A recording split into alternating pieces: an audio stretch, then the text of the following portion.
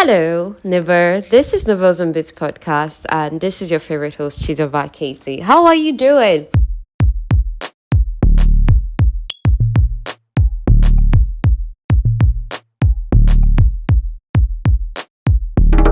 We are going to continue with the second part of where we left off in the last episode.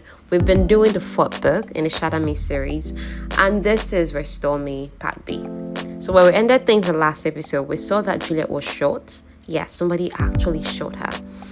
She didn't die, thankfully, but she went through this series of hallucinations she didn't understand, and she also blamed herself based on she should have been careful. Why was she playing power on, power off out there in the open? Why did she lose her guard? Stuff like that. And even one or two was not happy about it. However, she woke up, thank God. But the bullet that she was hit with, it was laced with poison of some sort that hasn't worn off. And it's causing her to hallucinate because everybody else is seeing the day like this wintry, cold day. But she's like, it's so sunny. Somebody close the curtain, close the curtain. And they're like, it's not sunny. What's wrong with you? You get. And her time at the asylum while she was held in solitary, it keeps flashing to her mind. And Warner looks really afraid by whatever she's going through. And he really wants to talk. But she's like, okay, I know you want to talk, but please, let me just take my bath, change, and feel more human, okay? And then we can talk. And this is just her feeling a little better. I mean, she's physically okay, even if she hasn't quite gotten her bearings. And she's also apologized for letting her guard down, those kind of things. So while she's doing her business, in the bathroom, Warner is pacing outside where Adam and James meet him. James's touch ebbs out the frustration he's feeling. Yet, when they mention James's height being too small for someone who is almost 11 years old, Warner almost compares them like, oh yeah, I was like that too. I was small for my age. But hey, at least I got up to 5 feet 9 inches. Adam is 5 feet 11 inches. James may likely only grow to Warner's height. Regardless, James, who does not know that he's related to Warner, does not see the point of Warner being any example of anything. He's just like, nah, I'll grow as tall as Adam. He's the best big brother in the world, that sort of thing. And that just makes Warner feel worse. So when he rejoins Juliet in the room and he's about to talk, like, yeah, this is what I want to tell you about, all of it all falls to the wayside as the lovers catch up. You get. For him, this might as well be their last time together ever. So, yeah, well, I mean, since she's in the mood, let's just... Now, when it's all done, Juliet can sense something's not right. She really doesn't want to find out what the heck it is that is wrong because the sirens are going off in her head like, oh no, back off. You do not want to know what comes. But she's like, okay, I think I see how to go through it. She really can't stop herself. So he starts from the beginning. He now starts explaining that the people in charge of the re-establishment are military men and women who had access to all kinds of amazing tech. Then they discovered the unnaturals, with Juliet's sister, Emmeline, being the first. Now, for Warner to have even taken charge of Sector 45 like he did, to be the chief commander of Sector 45 as he is, he had to do something. And that thing was, he oversaw the torture of a certain girl, that's Emmeline. He didn't even know it was her. He was only allowing 20 minutes out of water at a stretch for break time before she's dunked back into the water. He never listened when she begged for mercy. At that time, he didn't have anything to live for. He was just trying to stay back in Sector 45 for his mom's sake. Now, Juliet freaks out. She now tells him, you've lied to me all along. Everything was a lie. Next thing, she's hurrying, she's putting on her clothes, she bolts out of the room, she's gone. Meanwhile, Warner experiences his first true heartbreak, and the thing morphs into a panic attack. He's never had a panic attack before. He's lying on the bare floor in just his trousers. That's when Kenji walks in to find out, hey, what's up? Because he just saw Juliet wheeze past him and she's crying. And Kenji doesn't even give Warner privacy to have panic attack in peace. Warner is like, oh, well, since you're here, please help me retrieve this medication in the bathroom. And this is a medication he's never used. He's just had it around in case. Now, Warner takes 3 tablets at once, whereas he's only supposed to take 1 tablet every 3 hours. So a dosage of 9 hours, he takes it once. Now, he instantly feels better, like the panic attack lessens, but he's now acting unhinged drunk. The side effect of overdosing. Kenji now sees Warner's back for the first time. I'm like, yo, what happened to your back? And I was like, oh, those are birthday gifts from Daddy Dearest. And then Warner now smiles, this sheepish smile. And Kenji's like, oh, you have dimples. That's cute. Before Warner announces Juliet broke up with me because I'm a monster. So Kenji's like, that's not news. What happened? Warner's like, that's classifying info, dude, because he can't tell about Emily. Anyhow, Kenji's confused about the whole why are there sheets, all around the room? Like the bed sheets are like everywhere. And then it suddenly clicks while that might be. He's like, ew, Juliet's like my sister. One is like, don't worry. No, it's not like anything between us is ever happening again. So there's this whole drama there. Meanwhile, Juliet is running full speed as though she's on a marathon. She's covered miles already, but she's not stopping. Now she's on unregulated grounds and what used to be a bus station. She tries to punch something, lean on something, scream, and everything is just effortlessly destroying once she just comes within vicinity and touches any slight thing. She crashes a chair through a bus window. The shards of glass just like scatters, and one of them goes through her eye, but she casually plucks it out. Doesn't hurt her at all. And next thing, the bus falls in half. Nazira is sitting 50 feet up in the air. She's sitting on something that used to, like the street lamps. So she's sitting on one of those high up there. It was hard trying to warn Juliet last night as well. The people around you, they're not saying something. We saw that at the ending part of last episode. Now Nazira can fly. She has the ability of flying. And together, they fly. Meanwhile, One and Kenji, they're kind of having a tender bro moment, and it's kind of lasting 2 hours. Kenji's so quiet after Warner finally tells him everything. And then Kenji now finally goes, bro, you can't keep things to yourself if you ever want to be in relationships. Warner is like, why not? I've done it in the past and it worked out. Kenji's like, you've been in other relationships before. Does Juliet know? Warner goes, she didn't ask, also we're over. Kenji's like, are you sure? Like, if you see her with another dude tomorrow, you'd handshake him, congratulations. The thought makes one want to die, and Kenji reads the expression. Things get worse though, because the Lalu couldn't reach Warner or Juliet on phone because their lines were disconnected. So he couldn't inform them that the daughter of the Supreme Commander of Europe is here, aka Warner's ex. Nazira flies Juliet to a treetop like the birdies they are. She's so excited to use her powers around someone, that is Nazira, because no one knows about her powers. Nazira actually didn't want to come to Sector 45, but decided that if she's going to be here, she might as well look out for Juliet. It seems Nazira recognizes Juliet last, but they know each other. But Juliet doesn't remember Nazira. So Nazira has to pretend, okay, well, it's not you I know. It's just someone that looks like you. Even when Juliet mentions, oh, I've not been on a plane before, Nazira looks pained. Like she knows something. Anyhow, it's Nazira who informs Juliet about the ex, Lena. That is Warner's ex. Apparently, Lena is Russian. She had it bad for Warner, who didn't show her any real affection, but is somehow obsessed with a girl out of an asylum. It's a huge blow to Lena's ego. Apparently, Lena and Warner were together for 2 years and just broke up 6 months ago, around the time that Juliet came out of the asylum. Now, Juliet wants to rip out her heart, all the good it did her. I mean, it hurts. You've been with someone, yes, you've not been together very long, but, it feels like you have a special thing going on, and dude just came out of a relationship how many months ago, and he was so into you for how many months. Oh, God, it's annoying, it's confusing. You're just going to feel very unspecial, and everything both of you had is a lie. Now, Juliet is confused at this point. She's just telling herself, yo, what am I even living for? What am I fighting for? Nazira reminds her, hey, you have a sister who's being actively tortured. Look, you may not know her, but she's an innocent girl who needs you. As for Warner, Nazira is of the opinion that Juliet should just focus on herself for now, get strong. Now, Nazira's brother, Hader, considers Warner as a friend.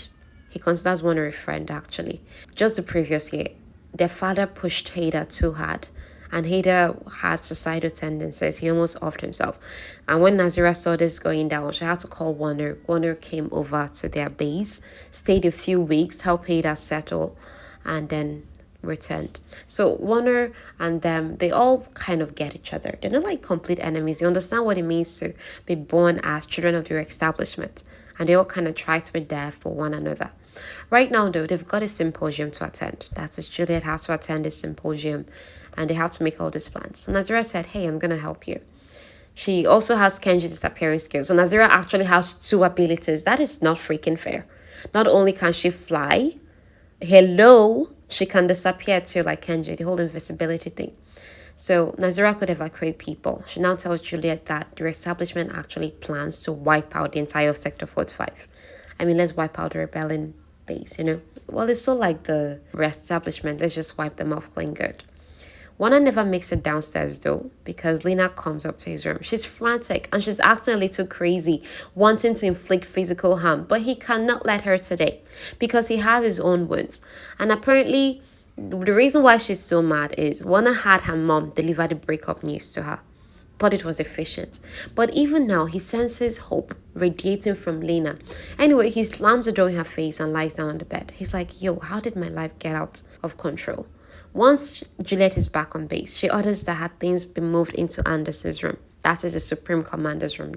She is Supreme Commander, so yeah. It's much more enormous than Wanda's room. There is massive everything. But Juliet is particularly drawn to the room containing Anderson's collection of alcohol. Now, the first drink burns, but the warmth afterwards, it's good. She downs an entire bottle, shaves off her hair. That's always been bothersome to her. Like, her hair was really long and always tangling up. Now, she and Warner have Sean hair at the moment. Remember Sean? Warner just, shaved his head because of Kenji's bad cuts. Now, Juliet is just lying around in her underwear, drunk, when Kenji and Warner find her. They cooperate in running a shower. I mean, Kenji turns on the shower. It's Warner who takes her in there. They get medicines for her. Now, when Warner puts her in the bathroom, like wash off, she's drunk and she's like, please, Warner, join me in the bathroom. Join me, come on. But obviously, he understands it's her drunk brain talking because she's really mad at him. So he just shuts her in there. Now, he has nowhere to go because he can't exactly go back to the room that he and Juliet shared because of so many memories, and he can't go anywhere else. And everywhere he goes, everyone is asking him, is Juliet okay? Is Juliet okay? And these are not the relationships he managed. All these things are Juliet's friends, okay? So it's exhausting for him. He doesn't really have any friends. You get. Now, this is going to refer to that video I posted some 2 days ago or so on my status. Adam is managing not to look too delighted as far, is there a problem in heaven, So Warner just keeps thinking to himself, how did my private life become this public? In the morning, Juliet is up. She has a splitting headache. Drinking ain't for her. That's what she decides. She now remembers, inviting Warner to join her in the bathroom, and she is mortified. Seeing her hair off, she likes it. She's like, I shaved my head. That might have been a drunken, spur of the moment thing, but I like it. So she shaves it properly, the parts are not so good. She tidies it up and she looks older and harsher, with her head shown. She showers, and as for what she wears, she just says, okay, I'm not trying to please anybody anymore. So let me wear something that I want. Now, Oceania apparently is the only Supreme Commander that doesn't have children. But the other 5 Supreme Commanders, all their kids are here, one included. Now, when Juliet enters and sees the 3 new faces, she's in a sweater, jeans, and ankle-length boots. She looks harder and sharper. Now, Lena goes over to cause trouble, introduces herself to Juliet, but Juliet is unimpressed. However, she likes Stefan from Africa, though, and then there's the twins from South America. One of them decided to be a girl. They're deliberately speaking in Spanish to throw her off.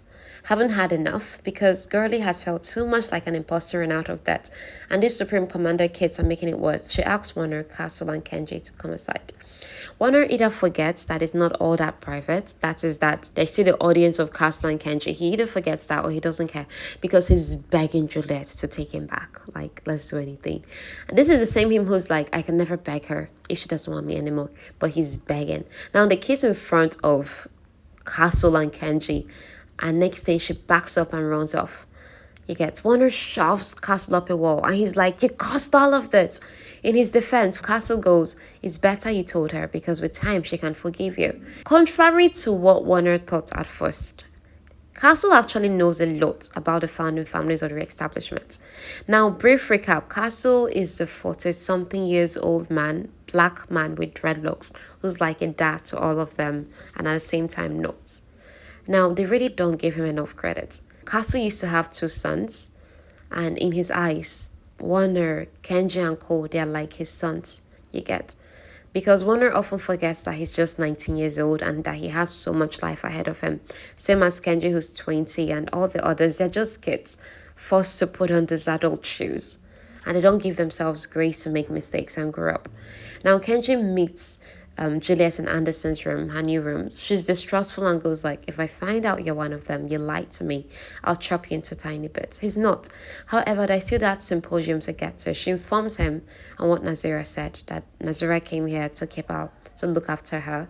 You get. Now Kenji's excited that Nazira is not one of the bad guys. However, the only way to protect Sector 45 is to kill off the other Supreme Commanders. I mean, that's the easiest thing for Juliet to do, right? Since she's indestructible and all. Now, Juliet is at the symposium. She's giving her speech to the 554 chief commanders of other sectors. You know, the chief commanders are people like Warner. A supreme commander is someone who's in charge of 555 chief commanders. So Juliet being supreme commander, she's giving the other 554 chief commanders a speech. And there is grumbling because the change that Juliet wants to impact is going to take out their ranks and the privilege that comes with it. They don't want that. Next thing, somebody shoots a gun at Juliet's forehead. She peels it away casually as though it's just a bug pestering her. And suddenly there is chaos. So in her attempt to quiet it down, that is people screaming and talking over her head, she screams at all of them. And next thing, all 600 something guests, they're sliced open, dead. And the chaos also kills Brendan, Ian, Ali and Lily, Juliet's friends. Warner's hands are cuffed behind him. Castle is bleeding in the chest. Kenji has blood on him. Next thing Juliet knows, she's immobile on the ground. Electric wires are holding her in place. The Supreme Commander of Oceania turns out to be her mother, her bet mother. That's why they're like, oh yeah, see you soon, not meet you soon. You know, that missive that is set. And apparently they're taking Juliet home. Juliet awakes in a pink and purple room. Half of it is pink and the other part of it is purple. The two halves of the room have identical everything, from the table to the bed, everything. Juliet is lying in the pink side of the room. Her hands and legs are cuffed with electric stuff, rendering her powerless. That when I say they are cuffed, it doesn't mean that it's holding her hand back and she cannot move around. This type of thing is more like, you know, those kind of handcuffs that people under house arrest wear to show that there's only a certain amount of distance they can go from the house. You get? That's the kind of cuffs. So because of those cuffs, her superhuman ability and any ability it's not working. They get. Now she finds letters that predate the re-establishment on the table and is addressed to Evie and Malcolm Summers, her biological parents. One letter says, forget about the girls because their memories have been expunged and they no longer ask about you. It's signed P. Anderson, Warner's dad. Now she sees Polaroids, that's pictures. Ella and Emmeline. One of them, that Nazira is standing in between them. In fact, there's even one of Ella and Aaron. That is, Ella is Juliet. Her birth name is Ella. Now, there's even one where Ella and Aaron, they're sitting on stairs and he's watching her eat cake. This is them as children, about when she was 4 years or thereabouts. She is stunned, this stark disbelief. She's shaken when a woman comes in. And this woman is a supreme commander. That's Evie Summers, is a supreme commander of Oceania. And the woman now says, hey, come down for dinner. And in her moment of, oh my God, oh my God, oh my God, Juliet passes out. Her word blacks out. And this is where Stormy ends. Now, with the cliffhanger that this place ended on, you can understand why I rushed to start the next book, Defy Me. Because I'm like, what the heck happened? Somebody tell me what's going on. And I also really slowed down while telling the story. Like, the way I told the story, I'm much calmed down. I'm not like rushing. Yeah, I don't know what caused today's So we will see, but we'll continue the next episode, which is actually the last. Oh my God, the last book of this series we're doing, and then would enter a whole different book. Trust me, things that are coming are really exciting. So thank you so much for hanging out with me. I'm going to see you in the next episode. Please don't forget to leave a review, a comment, tell someone about it. And that's how you help. This has been Chizoba Kate in the Bear. Thank you so much. Bye.